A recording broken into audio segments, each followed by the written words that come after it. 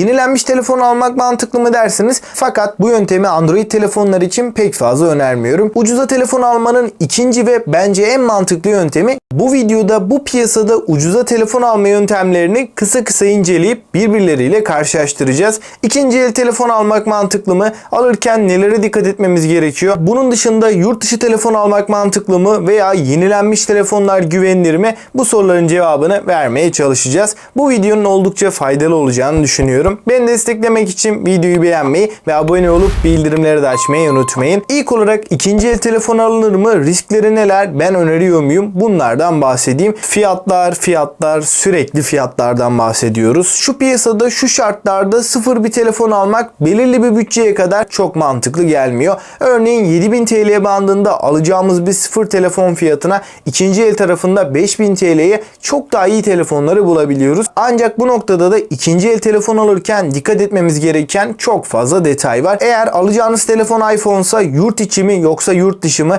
E-mail kaydı yapılmış mı yoksa geçici kayıtlarla mı gerçekleştirilmiş? Bunun dışında iCloud kilidi var mı yok mu? Bunlara çok ciddi anlamda dikkat etmemiz gerekiyor. Eğer almayı düşündüğünüz telefonun garantisi devam ediyorsa, ister Android olsun ister Apple tarafında iPhone bir cihaz olsun, kesinlikle faturasına bakmanız gerekiyor. Fatura gerçekten önemli bir detay. Çünkü fatura olmadığı takdirde cihazın çalıntı olup olmadığını anlayabilmemiz pek de mümkün değil. Bunun haricinde telefonda herhangi bir problem olduğunda, servise götürmemiz gerektiğinde telefonun faturası genellikle isteniyor. Burada Apple tarafında da Samsung tarafında da kesinlikle faturayı istiyorlar. Ama bu söylediklerimiz tabii ki güncel telefonlar için geçerli. Yani bir iPhone 11, iPhone 12 veya Galaxy S21, Xiaomi tarafında Redmi Note 10 Pro, Mi 10T gibi cihazlar alacaksanız faturanın önemli olduğunu söyleyeyim. Eğer ki eski telefonlardan alacaksanız bu noktada çok da bir önemi kalmıyor. Burada ikinci el telefon alırken dikkat etmemiz gereken bunların haricinde pek çok detay var. Bunları da zaten detaylı bir şekilde yaklaşık 4-5 ay öncesinde değinmiştik. Onu da kartlar kısmına koyacağım. Oradan izleyebilirsiniz. Ucuza telefon almanın ikinci ve bence en mantıklı yöntemi yurt dışı telefonlar. Apple tarafında sıklıkla yapılan en ucuz yöntem olan geçici kayıt dönemi artık bitmiş durumda. Yani öyle 2-3 ayda bir 50-100 TL gibi ücretler vererek geçici kayıtlarla artık telefonu kullanamayacağız. Elimizde sadece pasaport kaydı kaldı. Aldığınız bir yurt dışı telefonu pasaportunuza kaydettirmeniz için en az 6 ay içerisinde yurt dışına çıkmış olmanız gerekiyor. Veya tanıdığınız biri varsa, yakın zamanda yurt dışına çıktıysa, Türkiye üzerinde de halen aktif bir sim kartı varsa onun üzerine telefonu kaydettirebilirsiniz. Kayıt ücreti de 2700 TL. Özellikle amiral gemisi segmentinden bir iPhone aldığınız zaman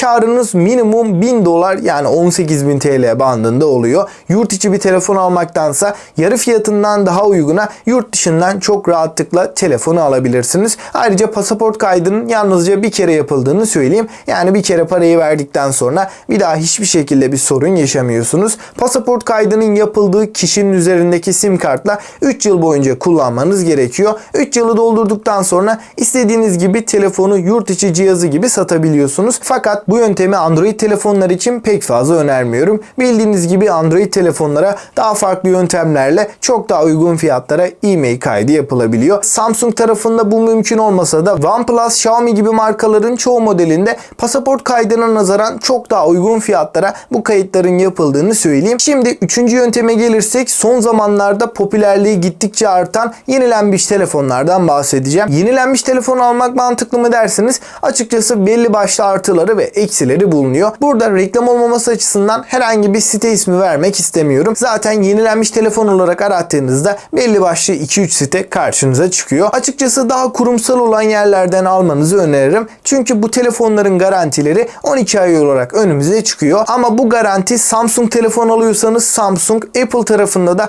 iPhone alıyorsanız Apple garantisi değil. Yani bu cihazları satın aldığınız firma tarafından bir garanti veriliyor. Ülkemizde de Apple haricinde satış sonrası hizmetin çok başarılı olmadığını düşündüğümde garanti kapsamı biraz soru işareti diyebilirim. Ama yine de ikinci elde garantisi bitmiş bir telefon almak yerine yenilenmiş bir telefon almak kesinlikle daha mantıklı. Fakat burada dikkat etmemiz gereken çok önemli bir detay var. O da yenilenmiş telefonların değişen parçaları. Yenilenmiş telefonlar aslında ikinci el telefonların revize edilmiş hali. Eğer alacağınız telefonda değişen parçalar kısmında batarya, hoparlör gibi daha sorunsuz parçalar değiştiyse çok bir problem olmaz. Ancak ekran tarafında veya anakart kısmında bir değişim olduysa buna gerçekten dikkat etmemiz etmeniz gerekiyor. Bu bilgilere nasıl ulaşacağız derseniz yenilenmiş telefonlarda değişen parçalarda telefona yapılan işlemlerin hepsinin kaydının olması gerekiyor. Yani alacağınız telefonla ilgili bilgileri o firmadan sorgulatabilirsiniz. Şimdi bu 3 yöntemi karşılaştırmak gerekirse bence yurt dışı telefon almak aralarından en mantıklı çözüm diyebilirim. Hem sıfır kullanılmamış bir cihaz almış olacağız hem de bu 3 yöntem arasından en uygun fiyatlı şekilde güncel bir telefonu sorunsuzca kullanabileceğiz. İkinci el tarafı da telefondan belli bir seviyede anlıyorsanız kesinlikle tercih edilebilecek seçenekler arasında. Yenilenmiş telefonlarda alınabilir ama benim çok önerdiğim bir yöntem değil. Söylediğim gibi yenilenmiş telefonlar sıfır paketlenmiş olarak karşımıza gelse de cihazların önemli parçaları değişmiş olabiliyor. Evet, belki sıfırın oranına %30, %35 civarında daha uygun fiyatlı bir şekilde aynı telefonu alabiliyoruz. Ama yenilenmiş telefon yerine ben olsam ikinci elde temiz kullanılmış tamamen orijinal parçalara sahip, yani işlem görmemiş bir telefon alırdım. Son olarak da mağazalardan telefon almanızı önermiyorum. Çoğunuzun bildiği gibi mağazalardaki fiyatlarla internetteki fiyatlar arasında ciddi uçurumlar var. Yani aynı telefon 15.000 TL'ye mağazalarda bulunurken